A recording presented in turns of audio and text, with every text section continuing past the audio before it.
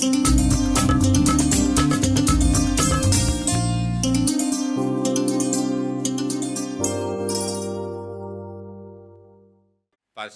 Ebenezer George அவர்கள் நம்ம இதில் இருப்பது சந்தோஷம். நமக்கு தேவ செய்தியை அவர்கள் கொண்டு வருவார்கள். கரங்களை தட்டி நம்ம அவர்களை நாம் வாழ்த்தலாம். ஸோ அவர் எபினேசர் அவளுக்கு அதை நமக்கு அவர்கள் ஆங்கிலத்தில் பேச நமக்கு மொழிபெயர்ப்பார்கள். Praise and glory to our Lord and Savior Jesus Christ. நம்முடைய கர்த்தராகிய இயேசு கிறிஸ்துவின் நாமத்திற்கு மகிமையும் துதியும் உண்டாவதாக. It is really a great joy for me to be here with you all.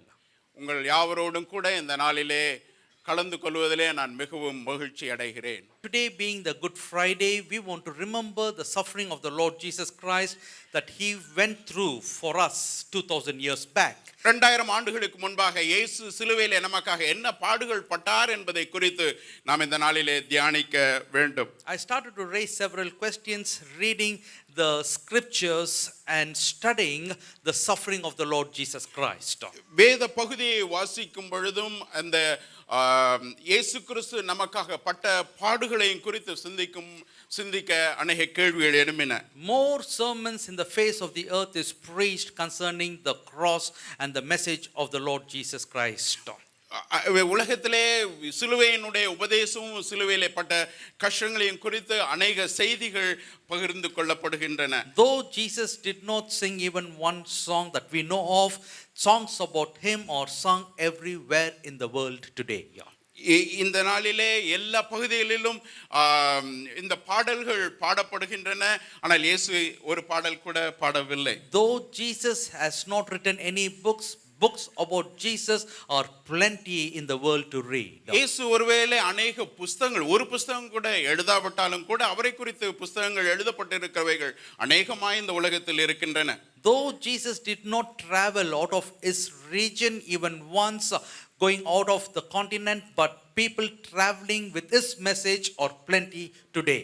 இயேசு ஒருவேளை அவர் வாழ்ந்த பகுதிகளை விட்டு வெளியே செல்லாதவராக இருந்தாலும் கூட இந்த நாளிலே அவருடைய வார்த்தைகளை சுமந்து கொண்டு அநேக பகுதிகளுக்கு, உலகத்தின் பகுதிகளுக்கு செல்கிற அநேகரை நாம் பார்க்கிறோம். Jesus is an historical figure, and today the message of Jesus and the Christianity is growing everywhere in the world. The greatest and the biggest religion in the world is nothing but the message, the religion of the Lord Jesus Christ. சரித்திர நாயகனாகிய இயேசு அவர் இந்த உலகத்திலே அநேக காரியங்களை அநேகர் பேசக்கூடியதாக, எல்லா பகுதிகளிலும் பகிர்ந்து கொள்ளக்கூடியதாக ஒரு செய்தியாக இருக்கிறது. So though there is so much of persecution in this world, people who willingly die is people who die for the Lord Jesus Christ, not fearing death but willing to surrender and say, you can kill me because I believe in the Lord Jesus Christ, or plenty in this world today. இந்த உலகத்திலே அநேகர் ஒருவேளை என்னை நீர் கொண்டாலும் சரி என்று சொல்லி தங்களுடைய வாழ்க்கை இயேசுவுக்கு அர்ப்பணம் செய்து வாழ்கிறவர்கள் அநேகர் உண்டு. So we got to understand why this Jesus is so important and so precious, why so many followers, why this religion which was supposed to have died in the first century is still continuing and growing and going to become the largest religion in the world. இந்த உலகத்திலே இவ்வளவு பெரிதான மார்க்கமாக இருக்கிற இந்த மார்க்கமானது முதல் நூற்றாண்டிலேயே அழிந்து போகக்கூடியதா இருந்த இந்த மார்க்கம் ஏன் இப்பொழுதும் உலகத்தின் வெவ்வேறு பகுதிகளிலே அநேகர் பேசக்கூடியதாக, அநேகர் விசுவாசிக்கக்கூடியதாக இருக்கிறது. So we are going to meditate a little bit and we are going to close today. இதை குறித்து நாம் சற்று சிந்திக்க போகிறோம். I hope you will understand that which I am going to preach this evening. இந்த மாலை நேரத்தில் நான் உங்களோட எதை குறித்து பேச போகிறேன் என்பதை நீங்கள் அறிவீர்கள். Unless you stay very closely, it's difficult to understand the message of the cross.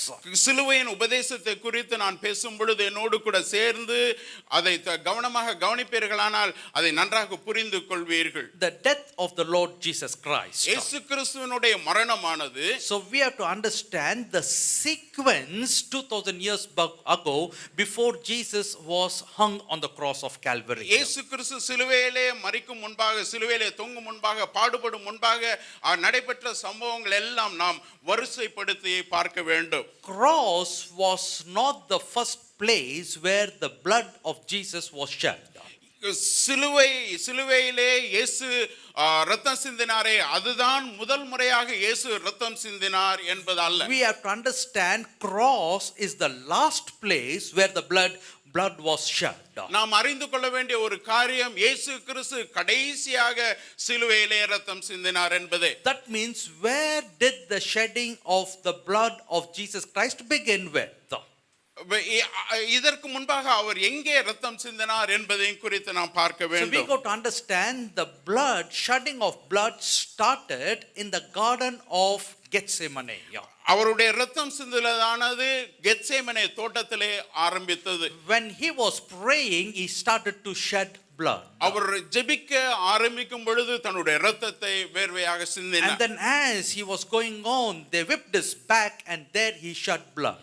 இது தொடர்ந்து செல்லும் பொழுது அவருடைய முதுகிலே சவுக்கினாலே அடித்தது நிமித்தமாக அவருடைய முதுகிலிருந்து ரத்தம் ஓடியது. And then when he carried the cross on the wounded back, his blood was shed on the way to Calvary. காயப்பட்ட முதுகிலே தன்னுடைய சிலுவையை சுமந்து கொண்டு சென்ற பொழுது, கல்வாரிக்கு சென்ற பொழுது பிறகும் அவருடைய சரீரத்திலிருந்து ரத்தம் ஒழுகினது. And finally on the cross where he was hanging, all the blood was shed there. கடைசியாக சிலுவையிலே தொங்கும் பொழுது அவருடைய எல்லா ரத்தமும் சிந்தப்பட்டது. So we got to understand this concept. The blood of Jesus it was not shed just on the cross, but everything began in the Garden of Gethsemane. இயேசு ரத்தம் சிந்தினது சிலுவை மரத்திலே தான் என்பது அல்ல. இயேசு கெத்சேமனே தோட்டத்திலிருந்து அவர் ரத்தம் சிந்த ஆரம்பித்தார். So the blood was shed in the garden first. முதலாவது தோட்டத்திலே ரத்தம் சிந்தப்பட்டது. So when you go back to Genesis chapter 3, blood was shed in the garden of Eden first. ஆதியாகமம் 3ஆம் அதிகாரத்திலே நாம் பார்க்கும் பொழுது அங்கும் தோட்டத்திலே இரத்தம் சிந்தப்பட்டது. There the blood was shed because of the sins of Adam and Eve. ஆதாமும் ஏவாளும் செய்த பாவத்தின் நிமித்தமாக அந்த ஆதியாகமத்திலே அங்கே இரத்தம் சிந்தப்பட்டது என்று சொல்லி A பார்க்கிறோம். lamb was slain and the covering was taken to cover Adam and Eve's nakedness. அங்கே ஆடானது பலியிடப்பட்டு அந்த ஆட்டினுடைய தோலை கொண்டு ஆதாமையும் ஏவாளும் மூடப்பட்டார்கள் என்று And பார்க்கிறோம். to cover the sins of mankind, blood was shed in the Garden of Gethsemane and then completed on the cross of Calvary. இயேசு கிறிஸ்துவினுடைய மனுக்குலத்தினுடைய பாவத்தை தீர்க்கும்படிக்காக இயேசு கிறிஸ்து தன்னுடைய இரத்தத்தை கெத்செமனே தோட்டத்திலே சிந்த ஆரம்பித்து சிலுவை மரத்திலே தன்னை முற்றிலுமாக தன்னுடைய இரத்தத்தை சிந்தினார். And before Jesus went to the Garden of Gethsemane, he was in the upper room with his disciples because that was the Passover night, the Passover festival season. இயேசு கிறிஸ்து கெத்செமனே தோட்டத்திலே அவர் இரத்தம் சிந்துவதற்கு முன்பாக அங்கே பஸ்கா பண்டிகையை ஆராதிக்கும்படிக்காக மேலறையிலே தன்னுடைய சீஷர்களோடு கூட இருந்தார். He called all his disciples and he said, let's have this festival supper together, the supper of the Passover festival. தன்னுடைய சீஷர்களை அழைத்து நாம் பஸ்கா பண்டிகையை கொண்டாடும்படிக்காக நாம் சேர்ந்து வருவோம் என்று சொல்லி அந்த நினைவு கூர்ந்தார்கள். For ages where the disciples, the Jewish community set aside a bread calling it the bread of Messiah, today this particular night Jesus takes that bread and he breaks it and he says, this is my body that's been broken for you. He's not saying that is going to be broken for you. He says that was broken for you. அநேக ஆண்டுகளுக்கு முன்பாக பஸ்கா பண்டிகை கொண்டாடப்பட்ட பொழுது அங்கே பிக்கப்பட்ட மாம்சத்திற்கு அடையாளமாக தன்னுடைய சரீரத்தை பிக்க அவர் அந்த ரொட்டியை பிய்த்து கொடுக்கும் பொழுது இது உங்களுக்காக சிந்தப்பட போகிற சரீரம், சிந்தப்பட போகிறது என்று சொல்லாமல் சிந்தப்பட்ட இரத்தம் பிக்கப்பட்ட சரீரம் என்று சொல்லி சொன்னார். He is saying this is the bread, this is the body broken for you. உங்களுக்காக பிற்கப்படுகிற சரீரமாய் இருக்கிறது. When I was reading that scripture, I said, Lord, what is this you are saying? You are telling your disciples that you are going to die 2 days later, but here you are saying this is the bread that was broken for you. What's all this? Is there any meaning in it?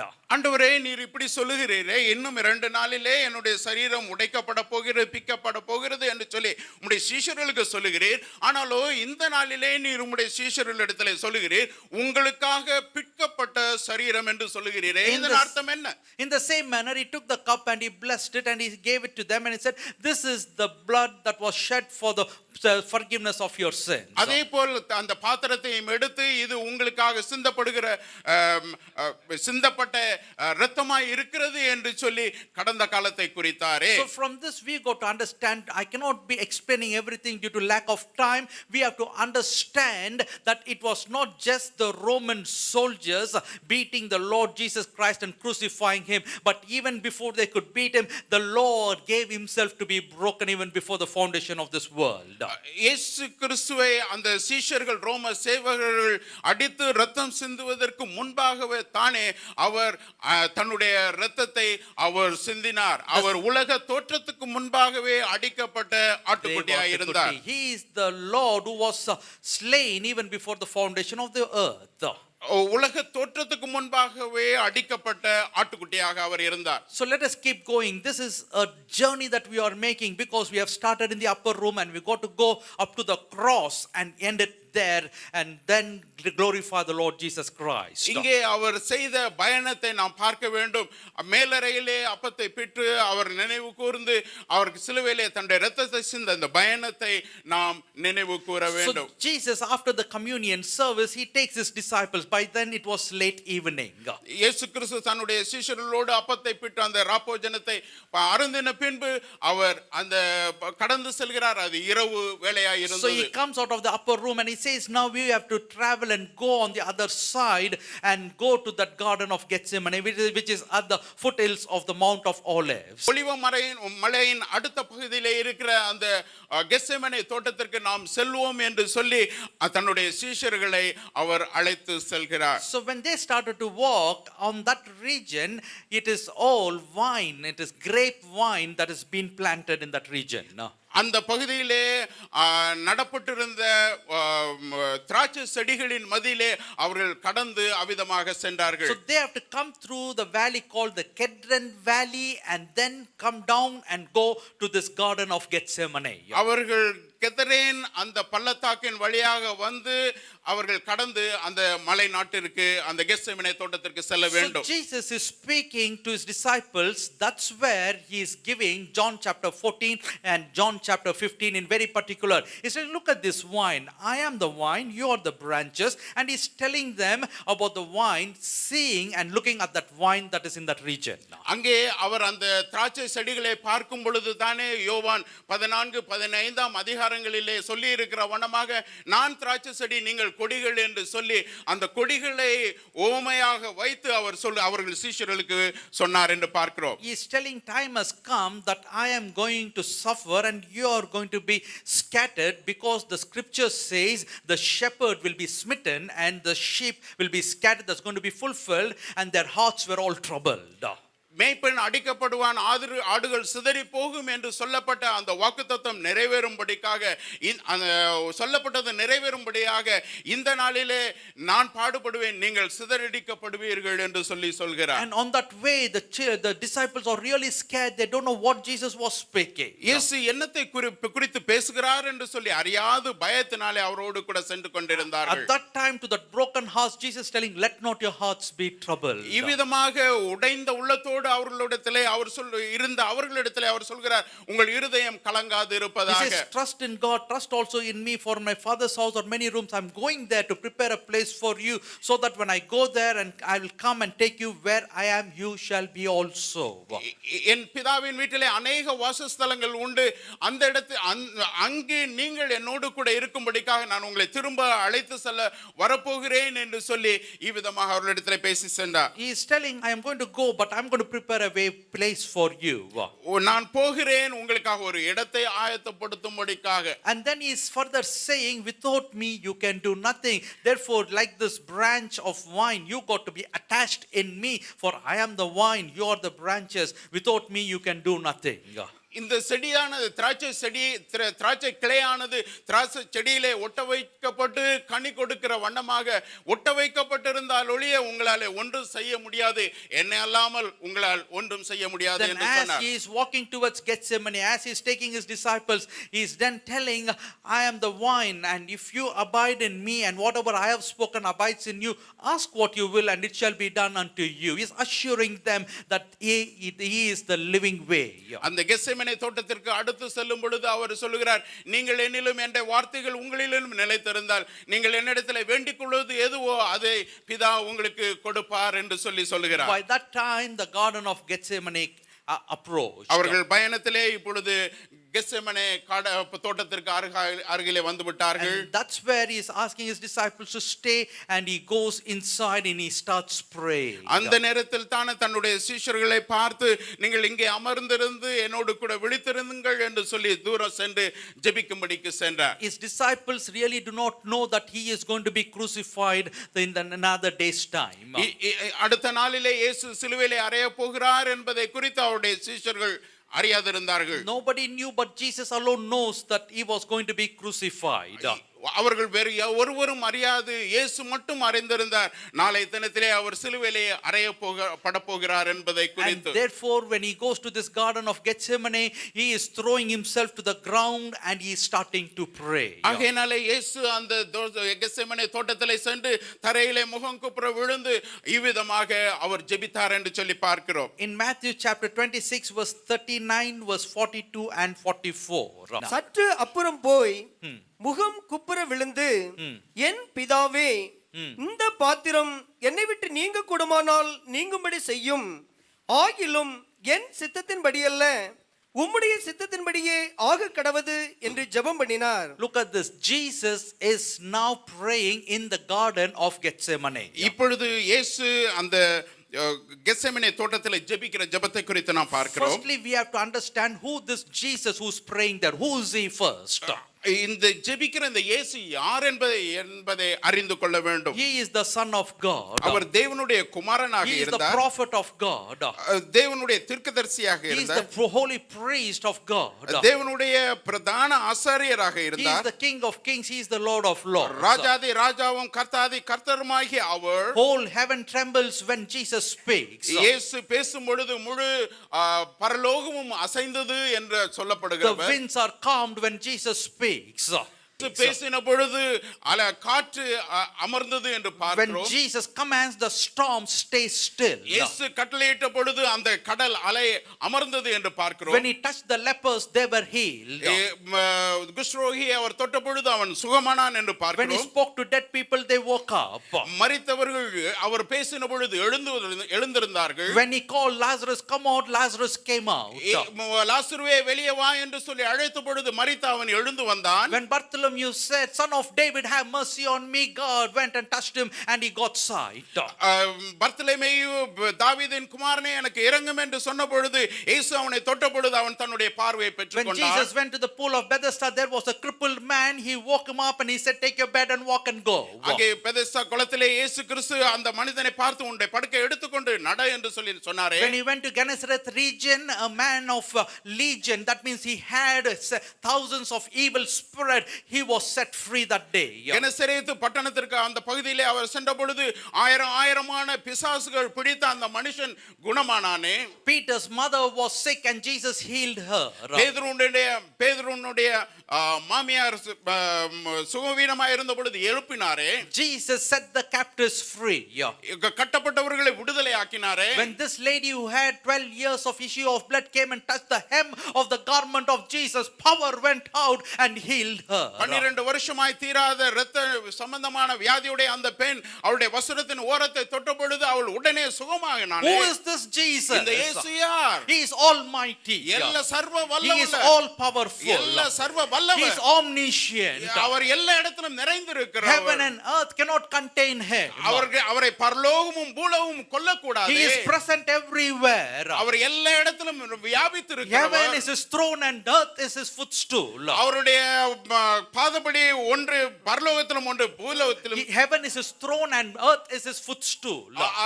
பரலோகமானது அவருடைய சிங்காசனமும் பூமியானது அவர் பாதபடியுமாய் No one இருக்கிறது. can hide from his face. அவருடைய முகத்திலிருந்து ஒருவரும் மறைத்துக் கொள்ள He முடியாது. knows the heart of the Pharisees and the Sadducees. பரிசேயர் சதுசேயருடைய இருதயங்களை அறிந்த He தேவன் spoke before they could speak. அவர்கள் பேசும் முன்பாகவே அவர்களை குறித்து அவர் When சொன்னாரே. they came with question, he answered before they could question him. அவர்கள் அவரை வினாவும் முன்பாகவே அவருடைய வினாவிற்கு பதில் கொடுத்தாரே. His wisdom is greater than the wisdom of Solomon and the wisdom of Daniel. சாலமோனுடைய தானியேலுடைய ஞானத்தை காட்டிலும் பெரிய ஞானியாய் இருந்தாரே. He was, he is, and he is to come. அவர் இருந்தவரும் இருக்கிறவரும் வரப்போகிறவருமானவரே. He knows all, he sees all, he experiences all even before things could happen. காரியங்கள் சம்பவிக்கும் முன்பாக அவைகளை பார்த்து அவைகளை கணிக்கக்கூடியவராய் இருந்தாரே. He sees the end from the beginning. அவர் முடிவை ஆரம்பத்திலே இருந்தே பார்த்தாரே. He has counted the number of hair that is in our head. நம்முடைய தலையில் இருக்கிற முடிகளை எல்லாம் எண்ணி இருக்கிறாரே. He knows our date of birth. He knows when we will be born, when we will die, and when we will go. நாம் எப்பொழுது பிறந்தோம் எப்பொழுது மரிப்போம் என்று சொல்லி நம்முடைய சகல சரித்திரத்தையும் அறிந்திருந்தாரே. He says, can a mother forget the child in her belly? Though she may forget, I will never forget, because I've engraved you in a palm of my hand and I know your very தாய் thought. தன் பாலகனை மறந்தாலும் நான் மறவேன், உங்களை என் உள்ளங்கையிலே வரைந்து வைத்திருக்கிறேன் என்று சொன்னாரே.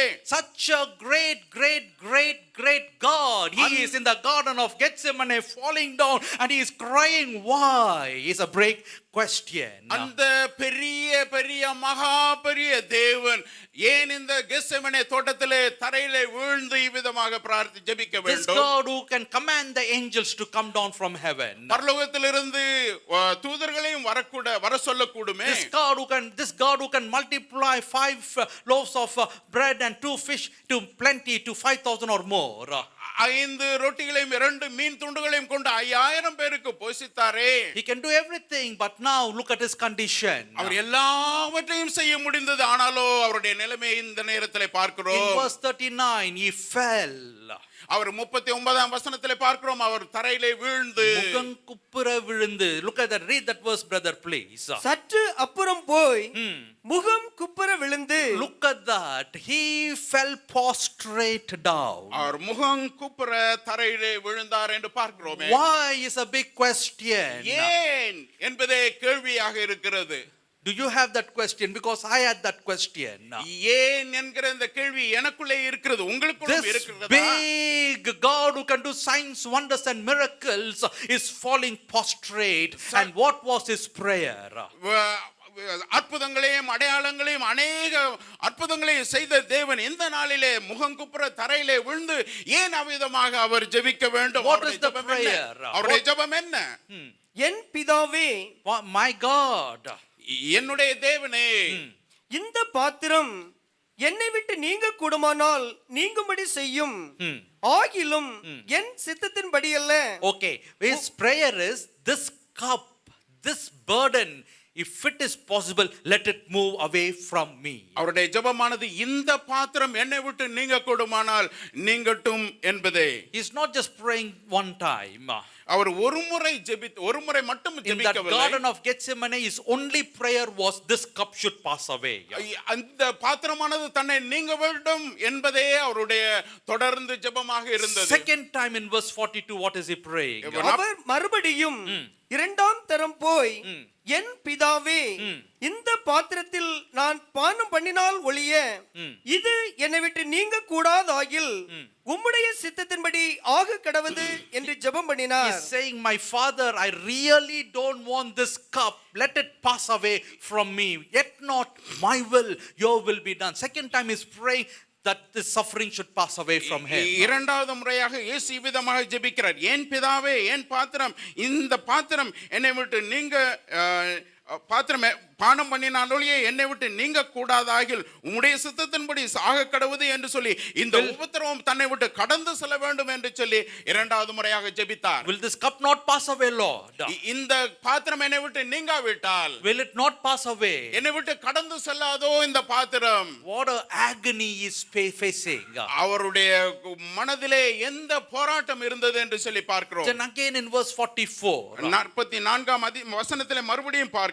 அவர் மறுபடியும் அவர்களை விட்டு போய் மூன்றாம் தரமும் அந்த வார்த்தைகளையே சொல்லி ஜெபம் பண்ணினார். Even the third time he prayed the same prayer. மூணாவது முறையும் கூட அதே ஜெபத்தை தான் திரும்பவும் ஜெபித்தார் என்று He is பார்க்கிறோம். such a big God. Look at that the prayer that he is making. இவ்வளவு பெரிய தேவன் ஏன் இவ்விதமாக ஒரு இந்த ஜெபத்தை செய்ய வேண்டும்? But at the same time, on contrary, there are other three people who are supposed to die. That is Barabbas and the two thieves. இதற்கு மாறாக அந்த பரபாசும் சிலுவையிலே தொங்கின அந்த இரண்டு சீஷர்களும் சேர்ந்து அந்த மூன்று பேராக அவர்கள் மரிக்க வேண்டும். At this time when Jesus is praying, Barabbas does not know that he is going to be released. இவர் இயேசு இவ்விதமாக ஜெபிக்கும் பொழுது பரபாஸ் அந்த தண்டனையிலிருந்து விடுதலை ஆக்கப்படுவான் என்று சொல்லி அறியாதிருந்தான். The Jewish community does not know that the Barabbas is going to be released. யூத சமுதாயமானது அந்த பரபாஸ் அவனுடைய சிறை தண்டனையிலிருந்து அவன் விடுதலை ஆக்கப்படுவான் என்று சொல்லி அறியாதிருந்தார்கள். The disciples did not know. சீஷர்களும் கூட But அறியாதிருந்தார்கள். Jesus alone knows in the place of Barabbas Jesus is going to go. ஆனா இயேசு கிறிஸ்து ஒருவர் மட்டுமே அதை அறிந்திருந்தார். பரபாஸ் சாக வேண்டிய இடத்திலே தான் மரிக்க போகிறேன் என்பதை. But the other two thieves are going to die the next day with Jesus Christ. அந்த ரெண்டு திருடர்களும் கூட அடுத்த நாளிலே இயேசுவோடு கூட மரிக்க போகிறார்கள். So when you see their life, அவர்களுடைய வாழ்க்கையை பார்க்கும் பொழுது they are the ones who should be crying. அவர்கள்தான் அழ வேண்டும். They are the ones who should fall prostrate and be afraid. அவர்கள் தரையிலே வீழ்ந்து பயத்தோடு அழ வேண்டும். They are the ones who must be saying, let this cross pass away from me. அவர்கள்தான் ஆண்டவரே இந்த பாத்திரம் என்னை விட்டு நீங்க வேண்டும் என்று சொல்லி கேட்க வேண்டும். They are the ones who do not have hope. அவர்களுக்கு ஒரு நம்பிக்கையே இல்லாத அவர்கள். But this Jesus, he knows very well after his crucifixion he is going to die, he is going to come out of the grave. இயேசு கிறிஸ்து மரித்த பின்பு அவர் சிலுவையிலிருந்து மரணத்திலிருந்து உயிரோடு எழுந்து வருவார் என்பதை இந்த இயேசு அறிந்திருந்தார். He knows very well death cannot hold him. அவருக்கு மரணமானது அவரை பிடித்து வைக்க முடியாது என்பதை நன்றாக அறிந்திருந்தார். But whereas these other people, they know that they have no hope. When they die and go. ஆனால் மற்றவர்களோ அவர்கள் மரித்த பொழுது அவர்களுக்கு ஒரு நம்பிக்கையும் கிடையாது. இந்த மரணத்திலிருந்து மீளும்படியான ஒரு வாய்ப்பே இல்லை. But the night before they could die, they are having a party because that was a ritual of the Roman tradition. If someone is sentenced to death, they have to give them all that they want before the day they die. ஆனாலும் மரிக்கும் முன்பாக இந்த கள்ளர்களுக்கும் அங்கே ஒரு பெரிய party உண்டானது. ஏனால் ரோமருடைய முறையின்படி அவர்கள் மரிக்கும் முன்பாக அவர்கள் வேண்டியதெல்லாம் கொடுத்து இவ்விதமாக அதை நினைவு They will கூர்ந்தார்கள். give anything that they want to eat. They will give them all that they want. They will make them happy. They will make them forget what they are going to go through tomorrow. நாளை தினத்திலே அவர்கள் கடந்து செல்ல வேண்டிய அந்த பாதையை அவர்கள் மறக்கும் வண்ணமாக அவர்கள் கேட்கிறதெல்லாம் கொடுத்து அவர்களை மகிழ்ச்சியாக சந்தோஷமாக இருக்கும்படிக்காக அவர்களை நன்றாக கவனித்துக் கொள்வார்கள். These thieves who should be scared and crying and afraid about death, they are happy. But this Son of God who should not be scared, he is here crying. இந்த திருடர்கள் நாளை தினத்திலே அவர்கள் சாக போகிறார்கள். ஆனாலும் அவர்கள் சந்தோஷமாய் இருக்கிறார்கள். ஆனாலும் மரித்து உயிரோடு எழப்போகிறேன் என்கிறவர் இந்த நாளிலே துக்கத்தோடு ஜெபிக்கிறது ஜெபத்தை பார்க்கிறோம். Do you understand the contrary? இந்த ரெண்டுக்கும் மாறுபாடை கண்டு கொள்ளுகிறீர்களா? Why is a great question mark. ஏன் என்பதே ஒரு பெரிய கேள்விக்குறியா. Once we find the answer, we will not leave him. We will hold him and we will say, Lord, I surrender all. Because of you, I have my salvation. இந்த உண்மையை நாம் அறிந்து கொள்வோமானால் அவரை நாம் பற்றி பிடித்துக் கொண்டு ஆண்டவரே நீர் எனக்காக பட்ட பாடுகள் நிமித்தமாக உம்முடைய மரணத்தின் நிமித்தமாக நான் இந்த நாளிலே ஜீவனோடு இருக்கிறேன் என்று சொல்லி பற்றி கொள்வோமே. Is cross a great death? இந்த சிலுவையானது ஒரு பெரிய மரணமா? Is cross something that no man has carried? ஒரு மனுஷனுமே சுமந்து செல்லாத ஒரு சிலுவையோ? Is cross a new punishment only for Jesus Christ? இயேசு கிறிஸ்துவுக்காக மட்டும் இந்த சிலுவை தண்டனை கொடுக்கப்பட்டதோ? No. இல்லை. That was a ritual. That was the kind of death that Romans proclaimed to all the criminals in those days. அந்த காலங்களிலே குற்றவாளிகளுக்கு அவர்கள் இவ்விதமாக சிலுவையிலே சுமந்து சென்று சிலுவையிலே கொல்லப்படுவது அங்க ஒரு தண்டனை கொடுப்பது வழக்கமாக இருந்தது. Is Jesus suffering the greatest suffering in the face of the earth? உலகத்திலேயே நடைபெறாத ஒரு பெரிய பாடை இயேசு சந்தித்தாரோ? Is that the greatest suffering? Has no man ever suffered more than Jesus Christ? இயேசு பட்ட பாடுகள் போல உலகத்திலே ஒரு மனுஷனும் பட்டிராத ஒரு பாடை As பட்டாரோ? a matter of fact, the disciples of Jesus Christ suffered more than Jesus in this world. இயேசுக்கு உண்மையிலே பார்க்கும் பொழுது இயேசு கிறிஸ்துவினுடைய சீஷர்கள் இயேசு கிறிஸ்து பட்ட பாடிலும் அதிகமாக இந்த உலகத்திலே பட்டார்கள். Jesus suffered that day, and the next day he carried the crucifix. He died. All his suffering ended in like 3 days. இயேசு கிறிஸ்து சிலுவையை சுமந்து சென்று அவர் சிலுவையிலே அறையப்பட்டார். அடுத்த நாளிலே அவருடைய மரணத்தின் நிமித்தமாக எல்லாம் முடிந்து போனது. But you see the life of Stephen, he was stoned. As he was running, he was stoned and he died. That is a crucial death. ஆனால் ஸ்தேவானுடைய மரணத்தை பார்க்கும் பொழுது அவன் மேலே கல் எறிய, இரத்தம் ஒழுக, கல் எறிய, இவ்விதமாக மிகவும் பாடுகள் உள்ள வழியாக அவன் மரணத்தை See சந்தித்தானே. the life of Peter, he was crucified upside down, cruel death. ஆனால் பேதுரு மரித்த பொழுது அவனை தலைகீழாக வைத்து சிலுவையிலே கொன்றார்களே, என்ன கொடூரமான ஒரு மரணம். See the life of Paul, they cut him and they killed him. பவுலுடைய வாழ்க்கையிலே பார்க்கும் பொழுது அவனுடைய கழுத்தை வெட்டி அவனை கொன்றார்களே. See the life of Philip, they tied 2 horses to his leg, one horse to one leg, the other horse to other leg, and the horses pulled his body, and the horses were led to go in 2 directions, tearing his body into half. பிலிப்பினுடைய வாழ்க்கையிலே பார்க்கும் பொழுது அவனை ஒரு காலிலே ஒரு குதிரையையும் அடுத்த காலிலே மற்றொரு குதிரையும் கட்டிக்கொண்டு ஒவ்வொரு குதிரையும் வெவ்வேறு திசைகளிலே செல்லும்படிக்காக அனுமதித்தார்களே, என்ன கொடுமையான ஒரு மரணமாக His இருந்தது. body was split in 2 and he had to die. அந்த பிலிப் அவனுடைய சரீரமானது இரண்டாக பிளக்கப்பட்டு அவன் மரணத்தை சந்தித்தான். Look at the life of Thomas. He had to be on St. Thomas Mount in Chennai, and they speared him from the back, and the spear came out through his chest, and he died in that mountain. தோமாவுடைய வாழ்க்கையை பார்க்கும் பொழுது தோமா send Thomas மவுண்ட்லே அவர் ஜெபித்துக் கொண்டிருக்கும் பொழுது அவருடைய முதுகிலே எரியப்பட்ட ஒரு அம்பானது ஈட்டியானது அவர் முதுகை பிளந்து கொண்டு அடுத்த பகுதியிலே வந்தது என்று பார்க்கிறோம். If you study church history, life of John Huss, he was tied to a pole and he was burnt alive because he professed of the Lord Jesus Christ. John Hus என்பவருடைய வாழ்க்கையிலே பார்க்கும் பொழுது அவர் இயேசுவை அறிக்கையிட்டது நிமித்தமாக ஒரு கம்பத்திலே கட்டப்பட்டு நெருப்பு வைத்து அவர் இவ்விதமாக கொல்லப்பட்டார். You know the story of Reverend Staines. Him and his children were burnt alive in that van in India. இந்திய தேசத்திலே ஸ்டெயின்ஸ் என்ற ஒரு மிஷனரி தன்னுடைய மகனோடு கூட வண்டியிலே வைக்கப்பட்டு நெருப்பு வைக்கப்பட்டு கொல்லப்பட்டார்களே. There are those not sufferings. Is Jesus suffering the only greatest suffering? அவர்கள் பட்ட பாடுகள் எல்லாம் உபத்திரவங்கள் அல்ல, இயேசு பட்டதுதான் பெரிய பாடோ. But here Jesus is telling, if this cup has to pass from me, let it pass from me. I don't want to go through it. இயேசு கிறிஸ்து அவர் சொல்கிறார், இந்த பாத்திரம் என்னை விட்டு நீங்க கூடுமானால் நீங்கட்டும், இந்த பாத்திரத்தை இந்த உபத்திரத்தின் வழியாக நான் செல்ல விரும்பவில்லை என்று சொல்லுகிறாரே. But what is this cup Jesus is talking about? இயேசு சொல்லுகிற இந்த பாத்திரமானது என்னது? Is it about that cross which is going to be only for 3 hours suffering? 3 மணி நேரம் அவர் சிலுவையிலே பாடப்போகிற அந்த பாடுகளிலே அதைத்தான் அவர் சொல்லி பாத்திரம் என்று சொல்கிறார். That cross is immaterial for Jesus Christ. இயேசு கிறிஸ்துவுக்கு அந்த சிலுவையிலே படுகிற பாடுகள் ஒரு பொருட்டல்ல. That is nothing for the Lord Jesus Christ. அவருக்கு ஒரு பெரிய காரியம் அல்ல. They beat him on his back and they plowed his back. That is not much for Jesus Christ. இயேசு கிறிஸ்துவை முதுகிலே அடித்து அவருடைய முதுகை உழுதது போல செய்தார்கள், அது ஒரு பெரிய காரியம் அல்ல. They spat on his face and they made him carry his cross. That is not a great thing for Jesus Christ. அவரை முகத்திலே உமிழ்ந்து அவரை சிலுவையை சுமந்து கொண்டுபடி செய்தார்களே, அது அவர் பட்ட பெரிய பாடல்ல. They nailed him on the cross. That is not a great thing for Jesus Christ. அவரை சிலுவையிலே ஆணிகளினாலே கடாவினார்கள், அது பெரிய பாடல்ல. And when he was on that cross, the first verse that he is saying is, Father, forgive them, they do not know what they are doing. அவர் சிலுவையிலே இவ்விதமாக தொங்கும் பொழுது, பிதாவே இவர்கள் அறியாமல் செய்கிறார்கள், இவர்களை மன்னியும் என்று சொல்லி சொன்னாரே. They do not know what they are doing. அவர்கள் செய்வது இன்னதென்று சொல்லி அறியாதிருக்கிறார்கள் என்று சொன்னாரே. In other words, he is saying they are trying to kill me and persecute me, but they do not know this is not the suffering that I am going to suffer. There is a greater suffering. I am going to go through. What they are doing is nothing, Lord.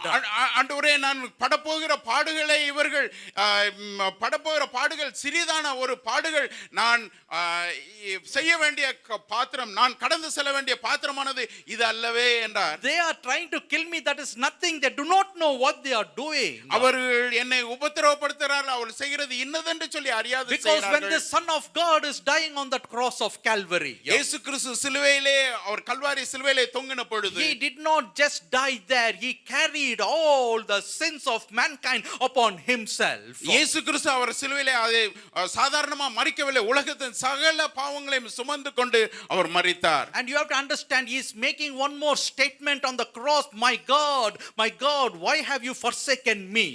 அந்த சிலுவையிலே அவர் தொங்கும் பொழுது அவர் இன்னும் சொல்லுகிறார், என் பிதாவே, என் பிதாவே, ஏன் என்னை கைவிட்டீர் என்று சொல்லி But we have சொல்லுகிறார். to understand that voice is coming even before that, when he was judging Adam and Eve. Adam and Eve sinned and they are to be judged in the Garden of Eden. ஆதாமும் ஏவாளும் பாவம் செய்தபடியினாலே அவர்கள் அந்த Eden தோட்டத்திலே அவர்கள் தண்டிக்கப்பட வேண்டும். It was Jesus Christ in that garden judging Adam and Eve. அங்கே இயேசு கிறிஸ்து ஆதாமையும் ஏவாளையும் ஏதேன் தோட்டத்திலே நியாயம் தீர்த்தாரே. If you read John chapter 5 verse 22, we can see that very clearly. யோவான் 5ஆம் அதிகாரம் 22ஆம் வசனத்தில் அதை குறித்து நாம் தெளிவாக பார்க்கலாம். அன்றியும் பிதாவை கனம் பண்ணுகிறது போல எல்லாரும் குமாரனையும் கனம் பண்ணும்படிக்கு பிதாவானவர் தாமே ஒருவருக்கும் நியாய தீர்ப்பு செய்யாமல், Yes, பிதாவானவர் தாமே ஒருவனுக்கும் நியாய தீர்ப்பு, the Father judges no one. நியாய தீர்ப்பு செய்யும் அதிகாரம் முழுவதையும், yes, குமாரனுக்கு ஒப்பு கொடுத்திருக்கிறார். is given to the hands of Jesus Christ. நியாயம் தீர்க்கிற பணியை இயேசுவுக்கு பிதா ஒப்பு So in கொடுத்திருக்கிறார். that garden of Gethsemane, when Adam and Eve sinned, it was Jesus who comes there to judge them.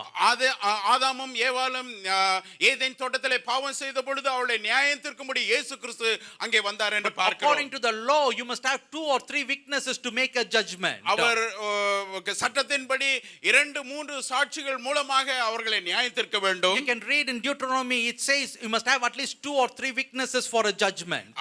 ஒரு நியாயத்திற்கு முன்பாக 2-3 சாட்சிகள் அதற்கு வேண்டும். So here to judge Adam and Eve, ஆதாமையும் ஏவாளையும் அவர் நியாயம் தீர்க்கும்படிக்கு he needs 2 or 3 witnesses. 2-3 சாட்சிகள் அவருக்கு தேவை. Adam is guilty, Eve is guilty. ஆதாமும் ஏவாளும் குற்றம் உள்ளவர்களாக இருந்தார்கள். So he needs a witness from heaven to judge them. அவர்களை நியாயம் தீர்க்கும்படி பரலோகத்திலிருந்து அவருக்கு ஒரு சாட்சி தேவைப்பட்டது. And he is depending on the Father, he is depending on the Spirit for true witnesses. மூன்றாவது சாட்சிக்காக பிதாவையும் ஆவியானவரையும் அவர் பார்க்கிறார். இரண்டாவது சாட்சிக்காக. அவர்களுக்கு விரோதமாக சாட்சிக்காக. But here the Spirit of the Lord has already convicted Adam and Eve. That's why they are coming there and standing like this. இங்கே ஆவியானவர் அவர்களுடைய பாவத்தை உணர்த்ததின் நிமித்தமாக அவர்கள் மனஸ்தாபப்பட்டு அங்கே ஆதாமும் ஏவாளும் தலை குனிந்து But he இருக்கிறார்கள். now needs the second witness. இரண்டாவது சாட்சி அவருக்கு ஒன்று வேண்டும். Without the second witness, he cannot judge Adam and Eve. இரண்டாவது சாட்சியின் முன்பாக ஆதாமையும் ஏவாளை அவரால் நியாயம் தீர்க்க முடியாது. So he is looking at the Father to come as a witness so that Jesus can judge Adam and Eve. ஆதாமையும் ஏவாளையும் நியாயம் தீர்க்கும்படிக்கு அவர் தன்னுடைய பிதாவை நோக்கி பார்க்கிறார். But the Father is not coming as a witness. ஆனாலோ பிதா ஒரு சாட்சியாக அங்கே வரவில்லை. He is closing his eyes and he says, I have not seen any sin. பிதா தன்னுடைய கண்களை மூடினவராக அவர் சொல்கிறார், நான் ஒரு பாவத்தையும் பார்க்கிறதில்லை என்கிறார். பாவத்தை பார்க்காத சுத்த கண்ணர், he has not seen any sin. He says, I cannot bear witness against my own creation. That's why John 3:16 come to fulfillment. For this Father, the God, loved his children so much, he did not come as a witness to condemn them, but sent his only begotten Son, that whoever believes in him should not perish but have everlasting life. தன்னுடைய ஜனங்கள் பாவம் செய்வதை காணக்கூடாத பரிசுத்த கண்ணர் இங்கே பார்க்கிறோம். தன்னுடைய ஜனங்களுடைய பாவத்தை அவளிலிருந்து விடுதலையாக்கும்படிக்காக தன்னுடைய சொந்த குமாரனையே அனுப்பி இவ்விதமாக உலகத்திலே அன்பு கூர்ந்தார் என்று பார்க்கிறோம். When the Father is not giving the witness for Jesus to pronounce judgment, இயேசு கிறிஸ்து அங்கே சிலுவையிலே நியாய தீர்ப்பு கொடுக்கிறதற்கு மறுத்த அந்த பிதாவானவர் Jesus is looking at the Father and he is crying, my Father, why are you forsaking me? Now I am being a bad person because I cannot judge and I am ridiculed before Satan and his army. I am put to shame because you are not standing witness for me to make this judgment. ஆனாலோ இப்பொழுது அவர் சொல்லுகிறார், என் பிதாவே ஏன் என்னை கைவிட்டீர்? என்னை உலகம் பழிக்க, என்னை மற்றவர்கள் தூஷிக்க நான் இவ்விதமாக சிலுவையிலே தொங்குகிறேனே, என்னை நியாயம் தீர்க்கும்படி. In the Garden of Eden, he is crying. Eden தோட்டத்திலே இவ்விதமாக அவர் கதறினார். And that same voice is heard here in this cross when Jesus is crying, my God, why have you forsaken me? ஆனாலோ அதே ஜெபத்தை இங்கே தோட்டத்திலே அவர் செய்கிறதை பார்க்கிறோம்.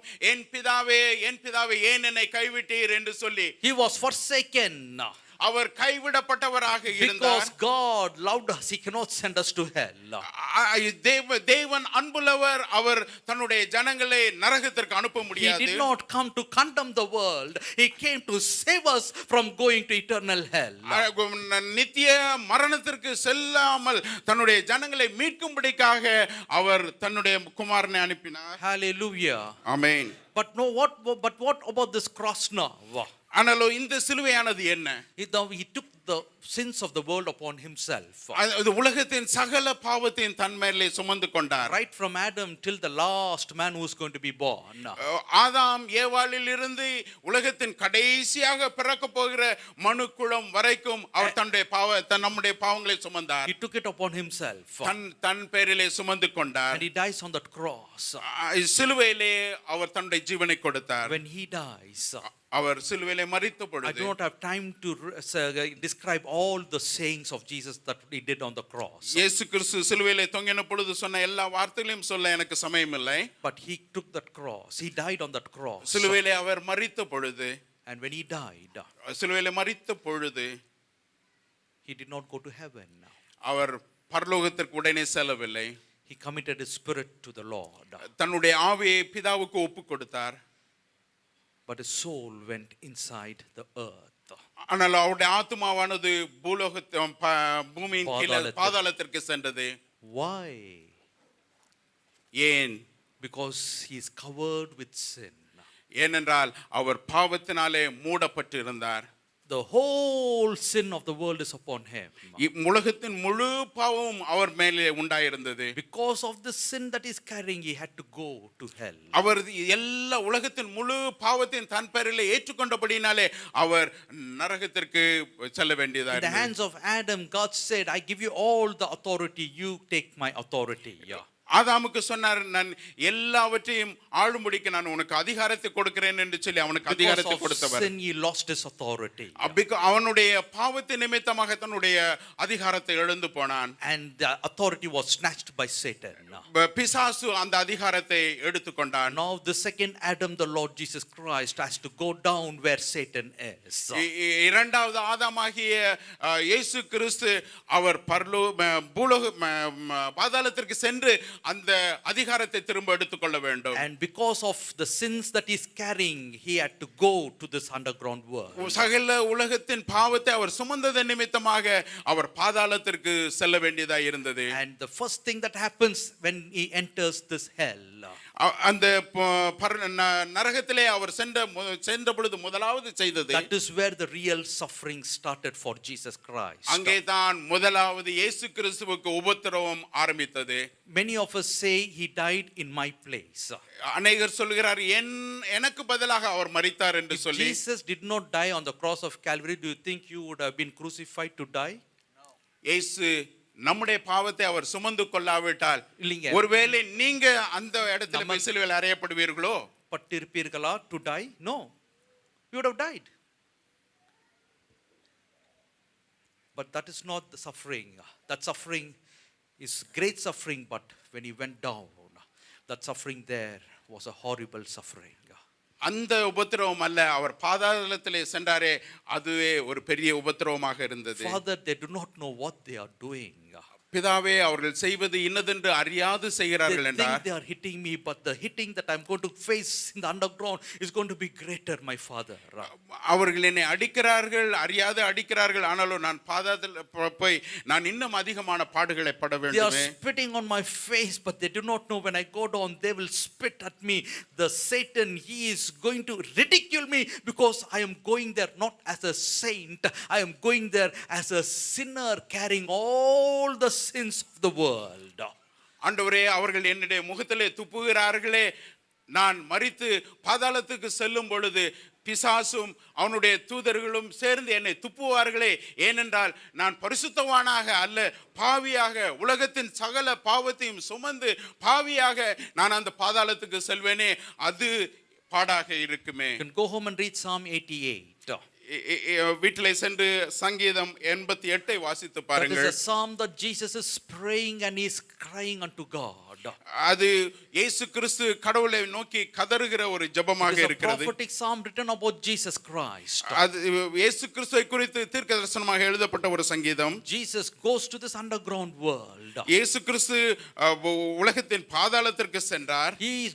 He was considered a sinner because of us. நமக்காக அவர் பாவி என்று சொல்லி அவர் He கருதப்பட்டார். got the title sinner because of us. நம் நிமித்தமாக அவர் பாவி என்கிற ஒரு பட்டத்தையும் சூடப்பட்டார். The judgment that should come upon us went upon him. நமக்கு வர வேண்டிய நியாய தீர்ப்பானது அவர் பேரிலே வந்தது. And when he goes there, he is beaten up, he is ridiculed, Satan is trying to destroy him, but there he goes and he snatches the powers of grave and darkness and he overcomes and he comes out of grave the third day and he says, death cannot hold me, I am the resurrection, I am the life, and he who believes in me shall not go to this very place that I went to, because I will give you eternal life and you will be with me in heaven forever. இயேசு கிறிஸ்து அந்த பாதாளத்திற்கு சென்ற பொழுது அவர்கள் என்னை துப்பவும் என்னை கேலி செய்யவும் என்னை படுத்த போகிற பாடுகளின் காட்டிலும் நான் அங்கே சென்று அந்த அவர்கள் இழந்த அந்த அதிகாரத்தை நான் திரும்ப எடுத்துக்கொண்டு வந்து நான் உலகத்திலே He comes back and he says, behold, I hold the keys of Hades. பாதாளத்தின் திறக்கோலை சாவியை நான் உடையவனாக இருக்கிறேன். I am holding the grave's keys. மரணத்தின் சாவியை என் கரத்திலே உடையவனாக நான் இருக்கிறேன். Even though you die in Christ. That means if you die in Christ, after death you don't go to hell, you go to heaven. And the Lord Jesus said to that man on the right side, surely you will be with me in paradise, not in hell. Because if you believe me and if you accept me, you will have everlasting life. That is the salvation that the Lord has provided for us. இயேசு கிறிஸ்து சிலுவையிலே மரித்து கொண்டிருந்த அந்த மனிதனை பார்த்து, இன்றைக்கு மரிக்கும் பொழுது நீ என்னோட கூட பரதேசியிலே இருப்பாய் என்று சொன்னார் அல்லவா? ஏன் அவர் நமக்காக பாதாளத்திற்கு சென்று அவர் நமக்காக பாவத்தின் நிமித்தமாக அவர் பட்ட பாடுகளின் நிமித்தமாக இந்த நாளிலே நாம் அந்த பாதாளத்துக்கு செல்ல வேண்டிய இதிலே மரிக்கும் பொழுது அவரோடு கூட பரலோகத்திலே நாம் இருக்கக்கூடியவர்களாக இருக்கிறோம். Today if we die, we close our eyes in this world, we open our eyes in paradise. இந்த உலகத்திலே நம்முடைய கண்களை மூடும் பொழுது நம்முடைய கண்களை பரலோகத்திலே பரதேசிலே நம்முடைய கண்களை திறக்கிறவர்களாக இருக்கிறோம். Today we can look at grave and say boldly with Apostle Paul, oh death, where is your sting? Oh grave, where is your victory? Thanks be to the Lord Jesus Christ who gives victory over sin and death, that we don't have to go and experience hell, we can go and have everlasting life. அப்போஸ்தலனான Pavul சொல்கிறான், மரணமே உன் கூரங்கே, பாதாளமே உன் ஜெயமெங்கே என்று சொல்லி இயேசு கிறிஸ்து நமக்காக எல்லாவற்றையும் முடித்தது நிமித்தமாக நாமும் இந்த நாளிலே அந்த வெற்றியோடு கூட நாம் அவருடைய சமூகத்தில் இருப்போம். Jesus suffered the grave, Jesus suffered the hell, and he came out victorious, and today we are not serving a dead God. We are serving the risen Savior who says, I am the way, the truth and the life, and no one comes to the Father without Jesus Christ. இந்த நாளிலே மரித்த இயேசுவை நாம் தொழுது கொள்ளவில்லை. நான் மரித்து உயிரோடு எழுந்து இந்த நாளிலே நானே வழியும் சத்தியமும் ஜீவனுமாய் இருக்கிற உயிரோடு எழுந்த அந்த தேவனை நாம் தொழுது We கொள்ளுகிறோம். don't have to go to Jerusalem and light a candle at the grave of Jesus. We can go there and see that the stone is rolled, and the written statement, He is not here, He is risen. Hallelujah be to God. Our God is the resurrection and life. Give him a clap offering, for He is to be praised. எருசலேம் பட்டணத்திற்கு சென்று அந்த குகையிலே சென்று மெழுகு கொளுத்தி வைத்து நாம் அவருடைய மரணத்தை நினைவு கூற அல்ல, இதோ இந்த கல்லறை காலியாய் இருக்கிறது, இவர் எங்கே இருந்து உயிரோடு எழுந்தார் என்று சொல்லப்படுகிற உயிரோடு எழுந்த தெய்வத்தை நாம் தொழுது கொள்ளுகிறோம். Shall we all stand together? We are serving the risen Savior. நாம் உயிரோடு எழுந்த தேவனை நாம் தொழுது கொள்ளுகிறோம். If you accept Jesus, you don't have to suffer in hell, because Jesus did it all, and He said finally, it is finished, which means the victory is won and it is all over. You don't have to fight anymore. You can just say, I have fought the good fight, I have kept my faith, and I have finished my race, and now the crown of victory is waiting for me, and victoriously go to heaven when we die in this world. We don't have to worry, because Jesus saves. இயேசு கிறிஸ்து நமக்காக மரித்தது நிமித்தமாக இந்த நாளிலே நாமும் கூட ஒரு வெற்றியுடையவர்களாக நாம் அவரோடு கூட பரலோகத்திலே நாம் இருக்க வெற்றி நடை போடுகிறவர்களாய் இருக்கிறோம். If you have not accepted Jesus, you got to accept Jesus, because He is the only way that you can go to heaven.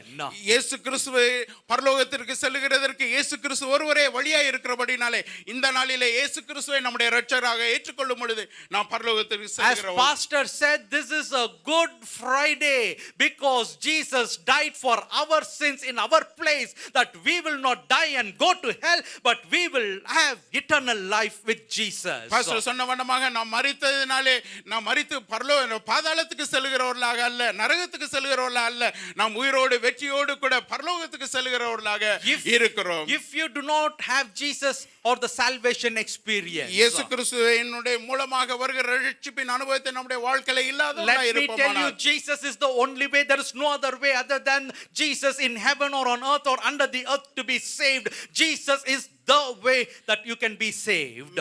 மேலே வானத்திலும் கீழே பூமியிலும் இயேசு கிறிஸ்து என்கிற பெயரை அல்லாமல் வேறொரு பெயர் நாம் ரட்சிக்கப்படும்படிக்கு கட்டளையிடப்படவில்லை. இயேசு கிறிஸ்து என்ற ஒருவராலே தான் நாம் ரட்சிக்கப்பட முடியும். Without Jesus we cannot escape hell and go to heaven, because He is the only way and the only hope for us. இயேசு கிறிஸ்து அல்லாமல் நாம் நரகத்துக்கு செல்லாம பரலோகத்துக்கு செல்கிறதுக்கு வேறு ஒரு மார்க்கமே இல்லை. இயேசு கிறிஸ்து ஒருவரே மார்க்கம். Our good works cannot take us to heaven. நம்முடைய நல்ல காரியங்கள் நல்ல செயல்கள் பரலோகத்திற்கு கொண்டு செல்லாது.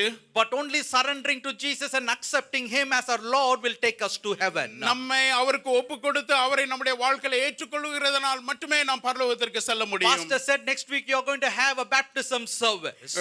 அடுத்த வாரத்திலே ஒரு ஞானஸ்நான ஆராதனை இருக்கிறது என்று சொல்லி பாஸ்டர் சொன்னார்கள். Baptism means you are dying for your sins and you are rising up with Jesus. That is symbolic in that baptism. அந்த ஞானஸ்நானமானது நான் பாவத்திற்கு மரித்து இயேசு கிறிஸ்துவோடு கூட அடக்கம் பண்ணப்பட்டேன் என்கிறதற்கு அடையாளமாக தான் அதை நாம் பெற்றுக்கொள்கிறோம். Then you become a living witness for Jesus Christ. இயேசு கிறிஸ்துவிற்காக ஒரு ஜீவனுள்ள சாட்சிகளாக நாம் இருக்கிறோம். If you are not baptized, you need to be baptized. நீங்கள் ஒருவேளை இந்த ஞானஸ்நானத்தை பெற்றுக்கொள்ளாது இருப்பீர்களானால் நீங்கள் அதை பெற்றுக்கொள்ள வேண்டும். Baptism is not to become Christians. Baptism is to obey the command of the Lord Jesus Christ. கிறிஸ்தவர்களாக மாறுகிறதற்காக ஞானஸ்நானம் அல்ல, கடவுளுடைய இயேசு கிறிஸ்துவினுடைய கற்பனையை கீழ்ப்படியும்படிக்காக நாம் அந்த ஞானஸ்நானத்தை பெற்றுக்கொள்ள வேண்டும். We don't baptize people to join the church. You are already in the church. Why do you need a baptism to join the church? You are obeying the command of Jesus in baptism. நீங்கள் ஏற்கனவே ஆலயத்திலே வந்து கொண்டு இருக்கிறீர்களே, நீங்கள் எதற்காக ஞானஸ்நானம் பெற வேண்டும்? ஆலயத்திலே சேருவதற்காக, கிறிஸ்தவர்களாக மாறுவதற்காக அல்ல, தேவனுடைய கட்டளைக்கு கீழ்ப்படிகிறவர்களாக இருக்கும்படியாக. That means you are not being forced to take baptism. It should be by your own volition, by your own willingness that you will take baptism. நீங்கள் உங்கள் சொந்த முயற்சியின் மூலமாக, சொந்த காரியங்களின் மூலமாக அந்த ஞானஸ்நானத்தை பெற்றுக்கொள்ளும்படிக்கு உங்களை வலுக்கட்டாயப்படுத்துகிறது. Baptism is not given and should not be given because you are born in a Christian family. கிறிஸ்தவ குடும்பத்திலே நீங்கள் பிறந்தபடியினாலே நீங்கள் ஞானஸ்நானம் பெற்றுக்கொள்ள வேண்டும், கொடுக்கப்பட வேண்டும் வேண்டும் என்பது அல்ல. No, no, because you have accepted the Lord Jesus Christ, baptism should be given. இயேசு கிறிஸ்துவை நீங்கள் ஏற்றுக்கொண்டபடியினாலே உங்களுக்கு ஞானஸ்நானம் கொடுக்கப்பட That means வேண்டும். even believers' children should accept the Lord Jesus Christ personally, because every decision is a personal decision that you have to make. விசுவாசியுடைய குழந்தை பிள்ளைகள் கூட அவர்கள் கூட ஞானஸ்நானம் எடுக்க வேண்டும். ஏனென்றால் ஒவ்வொரு மனிதனும் தன்னுடைய வாழ்க்கையிலே தீர்மானித்து இந்த ஞானஸ்நானத்திற்கு கீழ்ப்படிய வேண்டும். If you want to obey for this baptism, lift your hand. I want to see your hand. How many of you want to take baptism next week? உங்களிலே எத்தனை பேர் ஞானஸ்நானத்திற்கு நான் கீழ்ப்படியவேன் என்று சொல்லி கர்த்தருடைய வார்த்தைக்கு கீழ்ப்படிவேன் என்று சொல்கிறவர்கள் உங்களுடைய கரங்களை உயர்த்தி Yes, காண்பிக்கலாம். lift it up, lift it up. I see many hands. Yes, praise be to the Lord. I see many hands. Lift your hands. Don't be ashamed. உங்களுடைய கரங்களை உயர்த்தி காட்டலாம். நான் கடவுளுடைய வார்த்தைக்கு கீழ்ப்படிவேன் ஞானஸ்நானம் பெற்றுக்கொள்வேன் என்று சொல்லுகிறவர்கள் கரங்களை உயர்த்தி If you say, காண்பிக்கலாம். I will accept this Jesus as my Lord and Savior, lift your hand. ஓ, இந்த தேவனை இயேசு கிறிஸ்துவை என்ற இரட்சகராக ஆண்டவராக ஏற்றுக்கொள்வேன் என்கிறவர்கள் உங்களுடைய கரங்களை உயர்த்தி Yes, காண்பிக்கலாம். I see few hands. Any other person, just lift your hand. உங்களுடைய கரங்களை உயர்த்தி I'm காண்பிக்கலாம். going to hand over to pastor to pray for you. Just lift your hand. உங்களுடைய கரங்களை உயர்த்தி காண்பியுங்கள். Yes, may the Lord bless you. You are coming into the kingdom of God. Jesus is saving you. நீங்கள் தேவனுடைய ராஜ்யத்திலே வருகிறீர்கள். இயேசு கிறிஸ்து உங்களை ரட்சிக்கிறார். Yes, any other person. வேற யாராவது இயேசு கிறிஸ்துவை ஏற்றுக்கொள்ள May விரும்புகிறீர்களா? the Lord bless you. I congratulate you for your bold step of accepting Jesus. This is the way of salvation for you. Clap your hands and appreciate the ones who have glorified the Lord. இயேசு கிறிஸ்துவை விதமாக தைரியமாக ஏற்றுக்கொண்டபடியினாலே தேவனுக்கு கரங்களை தட்டி நாம் தேவனுக்கு நன்றி செலுத்துவோம். உயிரோடு எழுந்தவரே உம்மை ஆராதனை செய்கிறோம். ஜீவனின் அதிபதியே உம்மை ஆராதனை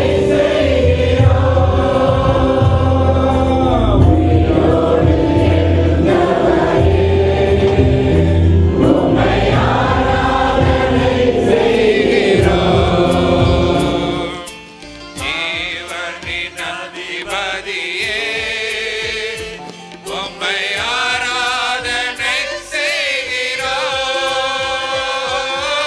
அல்லேலூயா ஓசன்னா, அல்லேலூயா ஓசன்னா, அல்லேலூயா ஓசன்னா, அல்லேலூயா ஓசன்னா, அல்லேலூயா ஓசன்னா, அல்லேலூயா ஓசன்னா, அல்லேலூயா ஓசன்னா, அல்லேலூயா ஓசன்னா. அன்பான சகோதர சகோதரியே, நாம் மரித்த இயேசுவை அல்ல, நமக்காக வந்து நம்முடைய பாவங்கள் அக்கிரமங்கள் வியாதியெல்லாம் சுமந்து உயிரோடு எழுந்து ஜீவனுள்ள தேவனை நம்ம ஆராதிக்கிறோம். அவரை நம்ம வணங்குகிறோம். அவரை ஆராதிக்க வந்திருக்கிறோம். அருமையான சத்தியத்தை கேட்டோம். ஆண்டவர் இயேசு கிறிஸ்து நமக்காக வந்து நம்முடைய பாடுகளை சுமந்து மரணத்தை ஜெயித்து பாதாளத்தை வென்று அவர் நம் நித்திய ஜீவனை தந்திருக்கிறார். இவ்வளோ பெரிய ரட்சிப்பை இலவசமாக இயேசு நமக்கு கொடுத்திருக்கிறார். நம் பரலோகத்தை செல்ல நித்திய ஜீவனை பெற்றுக்கொள்ள நம்ம நித்தியமாக ஆண்டவரோடு சமாதான சந்தோஷத்தோடு ஆசீர்வாதமாக இருக்க இயேசு கிறிஸ்துவை அல்லாமல் வேறு வழியே இல்லை, வேறு யாருமே இல்லை. ஆனால் இந்த அருமையான நாளிலே செய்தி கட்ட நீங்கள் ஆண்டவர் இயேசு கிறிஸ்துவை ஏற்றுக்கொள்ளுங்க. அவருடைய இயேசு கிறிஸ்து ரட்சகராக விசுவாசிங்க. இயேசு கிறிஸ்து ரத்தத்தால் உங்கள் பாவங்கள் போக கழுவப்படுங்க. இயேசு கிறிஸ்து விசுவாசித்தவர்கள் நீங்கள் இயேசு கிறிஸ்துவின் கட்டளைக்கு கீழ்ப்படிந்து பிதா குமாரன் பரிசுத்த ஆவியின் நாமத்தினாலே நீங்கள் ஞானஸ்நானம் பெற்றுக்கொள்ளுங்க. அப்போது இந்த சொல்லப்பட்ட எவ்வளோ ஆசீர்வாதத்தை நாம் பெற்றுக்கொள்வோம். இந்த நல்ல நாளில், இந்த குட் ஃப்ரைடே அன்றைக்கில், இந்த பெரிய வெள்ளிக்கிழமையில் இந்த நல்ல ஒரு தீர்மானத்தை செய்யுங்க. ஆண்டவர் இயேசு கிறிஸ்து சொந்த ரட்சகரை ஏற்றுக்கொள்ளுங்க. ஞானஸ்நானத்தில் ஒப்பு கொடுங்க. கர்த்தர் உங்களை ஆசீர்வதிப்பார். எங்கள் அன்பு இருக்கிற பரம்பிதாவே, எங்கள் மேலே வைத்த அன்பினாலே உங்களுடைய செல்லக்குமாரன இயேசுவை எங்களுக்காக அனுப்பி இயேசு கிறிஸ்து மூலமாக இவ்விதமாக எங்களுக்கு உண்டு பண்ண ரட்சிப்புக்காக எங்களுக்கு கொடுத்த நித்திய ஜீவனுக்காக சமாதானத்துக்கு சந்தோஷத்துக்காக நல்ல ஒரு விசுவாசத்துக்காக ஒரு நம்பிக்கைக்காக ஸ்தோத்திரம் ஆண்டவரே. இதனால் செய்தி கேட்ட ஒவ்வொருவரையும் ஆசீர்வாதத்தை அனுப்புவோம். இந்த வசனங்கள் அவரோட இருதயத்தை துணிக்கட்டும்.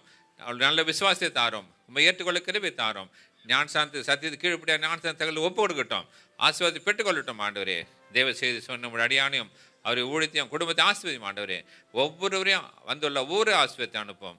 இயேசு கிறிஸ்து நாமத்தில் கேட்டு ஜீவனுள்ள பிதாவே, ஆமென். நம்முடைய ஆண்டவராகிய இயேசு கிறிஸ்துவின் கிருபையும் பிதாவாகிய தேவனுடைய அன்பும் பரிசுத்த ஆவியானுடைய அந்நியோன் ஐக்கியமும் வழிநடத்தலும் பாதுகாப்போம் நம்ம அனைவரோடும் கர்த்தராகிய இயேசு கிறிஸ்து வருகை மட்டும் இருப்பதாக. ஆமென்.